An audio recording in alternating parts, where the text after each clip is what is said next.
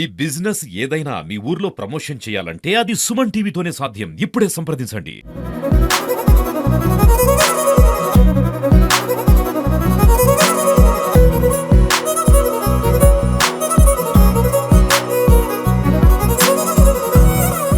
Welcome to Suman TV. నేను మీ పవన్. ఈరోజు అయితే మనందరికీ తెలుసు, వేసవి కాలం అయితే అయిపోయింది. వేసవి సెలవులు అయితే ముగిస్తున్నాయి.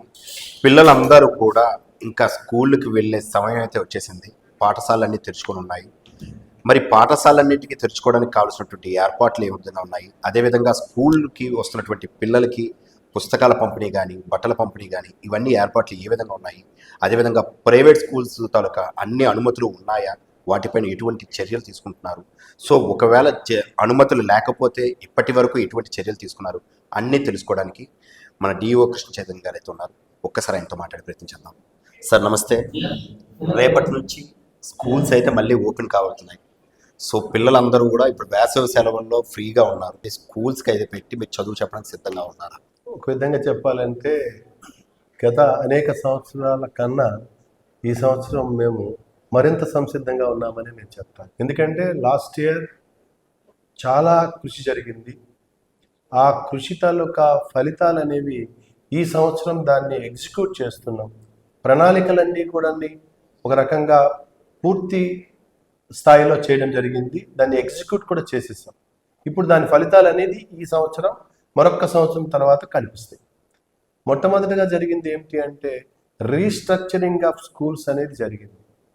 ఆ రీస్ట్రక్చరింగ్లో ఒక చక్కటి అంశం ఏమిటి అంటే మోడల్ ప్రైమరీ స్కూల్ అని. చాలా దగ్గరలో మనం ఏం వింటున్నామంటే ప్రైమరీ వ్యవస్థ చాలా ఇబ్బందిగా ఉంది, పిల్లల్లో ఫౌండేషన్ స్కిల్స్ అనేవి లేవు. ఇవి లేకపోవడం వల్ల అతను ఐఐటీలకి వెళ్ళి కూడా అక్కడ సరైన సాధన ఉండడం లేదు, అక్కడ ఇబ్బందులు పడుతున్నామనే ఒక ఆలోచన అయితే ఉంది. చాలా వరకు అది ఒక విమర్శగా మనం తీసుకుంటే ఈరోజు దాని ఏమైందంటే ఎక్కడ ఆ రకమైన సమస్యలు లేకుండా ప్రైమరీ వ్యవస్థని ఎలా మనం బెస్ట్గా చేయాలి. ప్రభుత్వం మొట్టమొదటిగా తీసుకున్న వెంటనే మొట్టమొదట మా మంత్రివర్యులు అలాగనే ఇది స్వర్ణాంధ్రప్రదేశ్ అన్నది విద్యల ఆంధ్రప్రదేశ్ కూడా మార్చడానికి ఒక ప్రయత్నం అనేది జరిగింది. అది కొనసాగితే ఈ 4 సంవత్సరాల్లో 2047కి విద్యల ఆంధ్రప్రదేశ్ బహుశా ఇండియాలోనే నెంబర్ 1గా మారిపోయే అవకాశం ఉంది. ఆంధ్రప్రదేశ్లో వస్తే ఈ మోడల్ ప్రైమరీ స్కూల్ అంటే ఏంటి? ఒక 60 మంది పిల్లలు కానీ ఉంటే క్లాసుకి ఒక టీచర్ని ఇవ్వడానికి, దానిని కోసం 45 మందికి కూడా తీసుకున్నామండి. 45 మంది ఉన్నా కూడా ఇచ్చాం. కాకపోతే అక్కడ 5 టీచర్లు ఇవ్వకపోయినా అది పెరుగుతుంది, 60 చేస్తారని చెప్పి దానికి కూడా 3 టీచర్లు 4 టీచర్లు ఇలా ఇస్తూ మొత్తం మీద ఎక్కువ వాటికి 5 టీచర్లు ఇస్తూ వాటికి ఒక హెడ్ మాస్టర్, దాన్ని ప్రైమరీ స్కూల్ హెడ్ మాస్టర్ అనే ఒక కొత్త పోస్ట్ కూడా ఇచ్చి ఏదైతే స్కూల్ అసిస్టెంట్లు కూడా దానికి హయ్యర్ క్యాడర్ ఉన్న వ్యక్తిని కూడా అక్కడ యజమానిగా మనం పెట్టాం. ఇలాంటిది ఒక విధంగా ఇది విప్లవాత్మకమైన మార్పు. చాలా దగ్గరలో ఇప్పటికే ఆ స్కూల్లోకి జాయిన్ చేస్తామని మా ప్రైవేట్ స్కూల్స్ నుంచి కూడా ఒక విధంగా రివర్స్ డ్రైన్ అనేది మొదలవుతుంది. సో ఇలా జరుగుతున్నప్పుడు ఇప్పుడు ఈ సంవత్సరం 2955 స్కూల్స్ వచ్చినాయండి. చాలా మంది అనుకుంటున్నారు మాకు లాస్ట్ ఇయర్ స్కూల్స్కి తగ్గించేశారని ఒక విమర్శ అనేది ఎక్కడో మీరు వినుంటారు. బహుశా ఎక్కడికి తగ్గలేదండి, తిరిగి పెరిగినాయండి. 2683 ఉన్నది 2955 అనేది పెరిగిందా తగ్గిందా అంటే పెరిగాయి. ఎక్కడైతే ఒక 60 మంది పిల్లలు 75 మంది పిల్లలు ఉంటే దాటి పిల్లలు ఉంటే హై స్కూల్ చేసేసాం, యూపీ స్కూల్ని. అలాంటి మన దగ్గర సుమారుగా ఒక 44 స్కూల్స్ని మనం చేయడం జరిగింది, హై స్కూల్స్ చేసేసాం. అలాగనే కొన్ని దగ్గరలో మీరు అనొచ్చు ఒక రకంగా కొన్ని డౌన్ గ్రేడ్ చేశారు సార్ అని మీరు అనొచ్చు. యూపీ స్కూల్ని డౌన్ గ్రేడ్ చేయడం జరిగింది. 20 మంది 15 మంది 3 తరగతులు, 6, 7, 8 తరగతుల్లో కలిపి 20 మంది 25 మంది ఉంటే ఆ పిల్లలకి ఏ రకమైన చదువు ఇవ్వగలమనే ఉద్దేశంతో దాన్ని డౌన్ గ్రేడ్ చేస్తూ అక్కడ మోడల్ ప్రైమరీ స్కూల్ ఆ స్కూల్ చేసి అక్కడ ఉన్న పిల్లల్ని నియర్ బై స్కూల్కి పంపించాం. సార్ మరి అది దూరం అయితే ఏం చేస్తారు? ట్రాన్స్పోర్ట్ ఎలిమెంట్స్ కూడా ఇస్తున్నారు. ప్రభుత్వం ఏమి చేయాలంటే అన్నీ చేసిస్తుంది. పిల్లల చదువు కోసం ఏమైనా మేము చేస్తామనే ఒక అద్భుతమైన ప్రణాళికతో ఉంది. మా ఉన్నతాధికారులు ఉన్నారు, మా మంత్రివర్యులు కూడా ప్రతి నిమిషం దీనిని నాణ్యత నాణ్యత నాణ్యత. అలాగే రెండవ మాట కూడా ఎప్పుడు చెప్తూ ఉంటారు, ట్రాన్స్పరెన్సీ, పారదర్శకత. ఆ పారదర్శకత కోసమే ఉపాధ్యాయుల బదిలీల కోసం చట్టం వచ్చింది. ఉపాధ్యాయ బదిలీలు ఎప్పుడు కూడా ఒక పెద్ద ప్రహసనంగా ఉండేది. ఏవో రకరకాలైన విమర్శలు ఉండేవి. నిజమాబద్ధం పక్కన పెట్టండి ఉండేవి. ఇప్పుడు మరి ఏం లేదు, చట్టం చట్టం చట్టం. ఉపాధ్యాయుల చట్టం ప్రకారం జరుగుతుంది. ఇప్పటికే మేము చేసేసాం. హెడ్ మాస్టర్లకి ట్రాన్స్ఫర్స్ జరిగినాయి, ఆన్లైన్లోనే జరిగినాయి. అలాగే దాని వెనకనే ప్రమోషన్స్ కూడా నెక్స్ట్ డే. ఈ బహుశా ఈ మొత్తం ఆంధ్రప్రదేశ్ చరిత్రలో ఈసారి జరిగినట్టుగా ఎప్పుడు జరగలేదనేది నేను ఘంటాబద్ధంగా చెప్పగలను. ఎందుకంటే నాకు ఇప్పటికే 35 సంవత్సరాల సర్వీస్ ఉంది ఈ డిపార్ట్మెంట్లో. ఒక 50 రోజుల్లో బయటికి వెళ్ళిపోతున్నాను కూడా, కానీ ఎప్పుడూ చూడలేదు ఇలాంటి విప్లవాత్మకమైన మార్పులు. ట్రాన్స్ఫర్, దాని వెనకనే ఆ పోస్ట్కి ప్రమోషన్స్. అలాగే రేపు రిటైర్ అయిపోతారన్నా కూడా ప్రమోషన్స్ ఇచ్చేసారు. అంటే మొన్న మనం హెడ్ మాస్టర్లు ఎవరెవరైతే రిటైర్ అవుతారో ఆ పోస్టులకి మొన్న మే 31కి రిటైర్ అయిన పోస్టులు కూడా నింపేశారు. మే 29నే వాళ్ళకి ప్రమోషన్ ఇచ్చేశారు. అలాగనే ఆ తర్వాత స్కూల్ అసిస్టెంట్స్ నుంచి ప్రమోషన్స్ అయిపోతే ఆ స్కూల్ అసిస్టెంట్స్ బదిలీలు అయిపోయినాయి. ఆ స్కూల్ అసిస్టెంట్ బదిలీల తర్వాత వెంటనే మోడల్ ప్రైమరీ స్కూల్స్ కి టీచర్స్ కూడా అక్కడికి కూడా బదిలీలు ఇచ్చారు. సో కింద నుంచి మళ్ళీ ప్రమోషన్స్ ఇచ్చేసాం. ఎస్జిటీల నుంచి కూడా ప్రమోషన్లు ఇచ్చేసాం. మున్సిపాలిటీలో ఇచ్చాం. ప్రభుత్వం ప్రతి విషయంలో కూడా ఒకటి పిల్లలు, పాఠశాల, ఉపాధ్యాయులు, ఈ 3 మాటలు. పిల్లల్లోకి వచ్చేటప్పటికి ఎక్కడ పిల్లలు ఇప్పుడు మనం ఫౌండేషనల్ లిటరసీ అంటున్నాం, FLN, foundational literacy and numeracy. ఆ 3 ఎలా మనం ఫౌండేషన్ లో లిటరసీ అండ్ న్యూమరసీ ఎలా పెంచాలనే దానికోసం ప్రణాళికలు రెడీ అయిపోయి, ఇంకోటి కూడా చెప్పాలి, నెక్స్ట్ క్యాలెండర్ అంతా రెడీ అయిపోయింది. ఎప్పుడో విడుదల కూడా చేసేసారు. పాఠశాల పునఃప్రారంభం బహుశా మొన్నటికి వచ్చినప్పుడు ప్రభుత్వం వచ్చేటప్పటికి అప్పుడే వచ్చింది ప్రభుత్వం. జూన్లోనే ప్రమాణ స్వీకారం జరిగింది, జూన్లోనే కొత్త స్కూల్స్ వచ్చినాయి. ఈ సంవత్సరం 1 year మొత్తం దీని మీద ఎక్సర్సైజ్ జరిగింది. ఈ విద్యా సంవత్సరం ఖచ్చితంగా విద్యల సంవత్సరం అనే మా అధికారులు, ఉన్నతాధికారులందరూ ఇప్పటికే వేలాది సార్లు చెప్పున్నారు మాకు. ఇంకా ఇంకా ఎన్నెన్నో చెప్పాలి. పిల్లలందరూ కూడా భోజనం విషయంలో 100% బహుశా ఇంటి దగ్గర భోజనం కన్నా ఈ భోజనమే బాగుంటుందనే పరిస్థితి కూడా ఉంది. సన్న బియ్యం వచ్చేసింది. వస్తుంది కాదు, ఇస్తారు అనే హామీ కాదు, ఇచ్చేశారు. ఆల్రెడీ మా స్కూల్ పాయింట్లకి వండే భోజనం సన్న బియ్యంతో భోజనం పెడతారు. తర్వాత భోజనంలో కూడా స్థానికులకు అనుగుణంగా, వాళ్ళ అభిరుచులకు అనుగుణంగా మా మెనూ మార్చేసాం. అది కూడా విజయవాడలో పెద్ద ఇంటర్వ్యూ, దాని మీద ఒక పెద్ద వర్క్షాప్ చేసి కూడా చేశాం. సార్ మా మొత్తం దానికి అందరూ పెద్ద ఎక్సర్సైజ్ చేశారు. అది కూడా జరిగిపోయింది.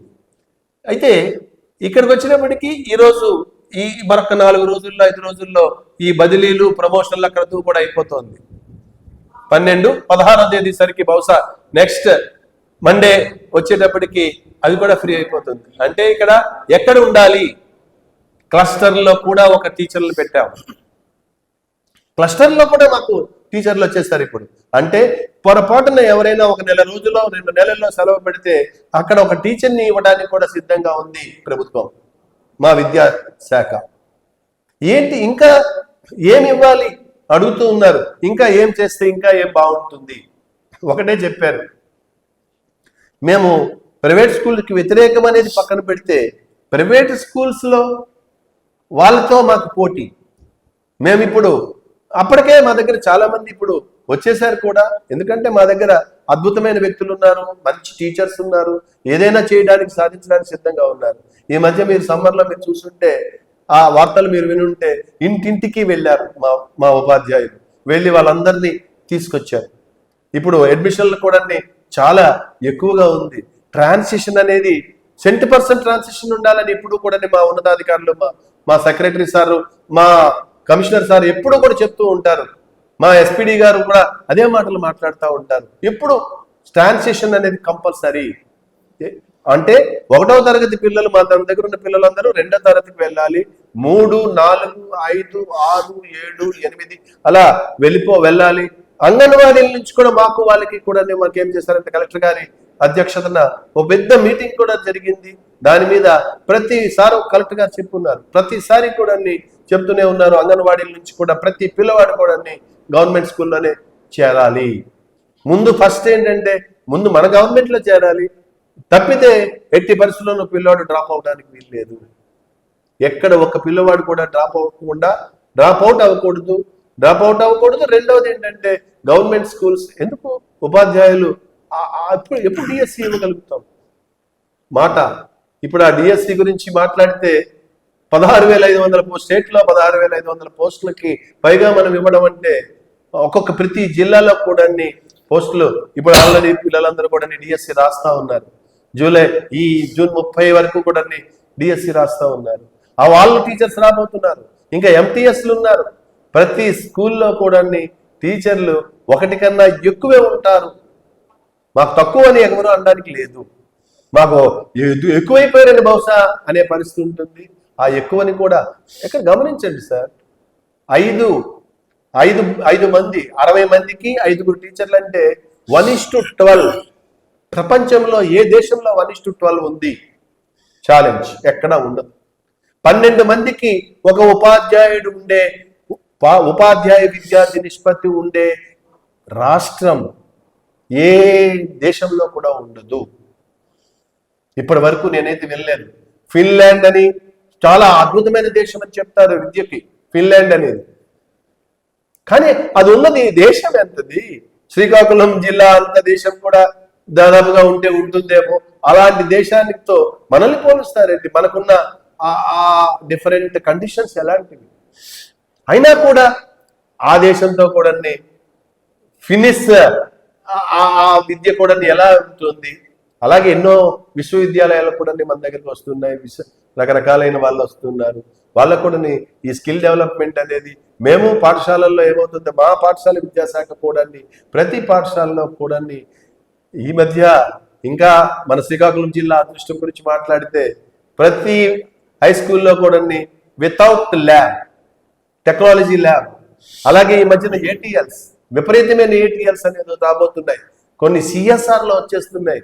మా కేంద్ర మంత్రి వర్యులు ఉన్నారు, వారు ఒకటే అంటారు, ఎక్కడ ఏ చిన్న అవకాశం దొరికినా కూడా శ్రీకాకుళం పాఠశాలలకి నేను ఇప్పిస్తాను. ఇప్పుడు సోలార్ ఘర్ అని సూర్యఘర్ అనే ఒక ఇది వచ్చింది. ఆ సూర్యఘర్లో వచ్చినప్పుడు ప్రతి పాఠశాలకు కూడా ఇచ్చేద్దాం, ఎక్కడి నుంచో ఒక సిఎస్ఆర్లో తీసుకుందామనే ఒక ఆలోచన ఉంది. దాని మీద కూడా ప్రపోజల్స్ ఆల్రెడీ వెళ్ళిపోయాయి.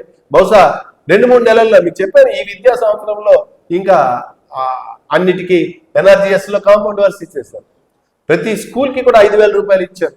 ఇది మన న్యూట్రీ గార్డెన్స్ అని ఇచ్చారు.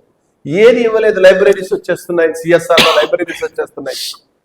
అలాగే పిఎం శ్రీ స్కూల్స్ అని, ఆ పిఎం శ్రీలో విపరీతమైన ఇవి వస్తున్నాయి.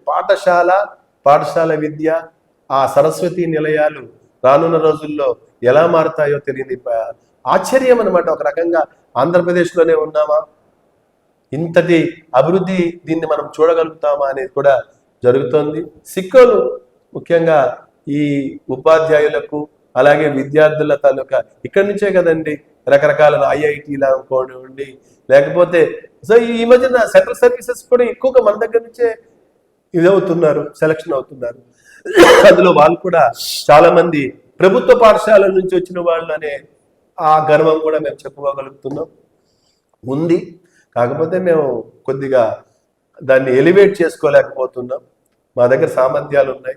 ఈ సామర్థ్యాలని సరే ఎవరు చూస్తారు, ఎవరు చేస్తారు అనే ఒక చిన్న నిరుత్సాహం ఉంది. ప్రెసిడెంట్ ప్రభుత్వం అన్నీ మేము చూస్తామనే ఒక హామీ అనేది ఉంది. నిజంగా వీటిలోకి వచ్చినప్పటికీ ఇవి కూడా వచ్చేసాయి, మన కిట్లు కూడా వచ్చేసాయి, స్టూడెంట్ కిట్లు కూడా వచ్చేసాయి. ఆ స్టూడెంట్ కిట్లలో ఆ నాణ్యత చూస్తే, అలాగే బుక్స్ బరువు తగ్గించడం కోసం తగ్గించాం, చాలా చాలా చక్కగా చేసి ఒక క్లాస్కి కొన్ని సబ్జెక్టులు కలిపేసి ఒక్కొక్క బుక్ తెచ్చేసి సెమిస్టర్లు తీసుకొచ్చేసారు. సో ఇన్ని పుస్తకాలన్నీ కూడా అప్పుడే అన్ని బుక్స్ కూడా వెళ్ళిపోయినాయి. సో ఇలాంటి అభివృద్ధులు జరుగుతున్న సమయంలో నిజంగా నాకు చాలా అదృష్టం. ఈ పాఠశాలలు పునఃప్రారంభం అవుతున్నాయి, ఒక ఉత్సాహంతో వెళ్తారు. చాలా మంది ఉపాధ్యాయులకి మంచి ప్లేస్లు వచ్చినాయి. ఆ ప్లేస్ రావడం వల్ల నేను నా కుటుంబానికి నేను దగ్గరగా ఉన్నానని ఆ ఒక తృప్తి వల్ల కూడా మరికొద్దిగా ఎక్కువగా పనిచేయడానికి అవకాశం ఉంటుంది. మీ తరఫున కూడా మేము చెప్తూ ఉన్నాం, ఎవరెవరైతే ట్రాన్స్ఫర్ అయ్యి ఇంకా రిలీవర్ రాకుండా ఉంటారు, ఎందుకంటే డిఎస్సిలో రేపు వచ్చే వాళ్ళు ఉంటే వాళ్ళు పాత పాఠశాలలోనే పనిచేస్తారు. ఎందుకంటే ప్రతి స్కూల్లో కూడా ప్రతి సబ్జెక్ట్కి మినిమం ఒక టీచర్ ఉండాలి, ఎక్కడ తగ్గడానికి వీలు లేదనే దీనిలో అది కూడా ఆదేశాలు ఇవ్వడం జరిగింది. 3,25,000 మంది పిల్లలు ఉన్నారు గత విద్యా సంవత్సరంలో. ఈ విద్యా సంవత్సరంలో రేపటికి ఈ 10 రోజుల్లో మన తాలూకు మొత్తం పిల్లల దీని కూడా వస్తుంది. అది ఏమాత్రం తగ్గకూడదు, పాతదానికి ఏమాత్రం తగ్గకూడదు. 3,25,000 సుమారుగా 10,500 మంది ఉపాధ్యాయులు ఉన్నారు, చాలా పెద్ద సంఖ్యలో ఉపాధ్యాయులు ఉన్నారు. సో వీళ్ళందరినీ కలిపి కూర్చొని ఒక చక్కటి నాయకత్వం అనేది ఇక్కడ మన దగ్గర ఉంది. విద్యకు మా ఒక రకంగా హైరార్కీ అనేది ఒక అద్భుతంగా కనిపిస్తుంది. ఎక్కడి నుంచి అంటే జిల్లా నుంచి మొదలవుతుంది. జిల్లా కలెక్టర్ గారు ప్రతి నిమిషం మా మీదనే ఎక్కువగా ఉంటారు. ఇప్పుడు యోగాంధ్ర అనేది రెడీ అయిపోతుంది.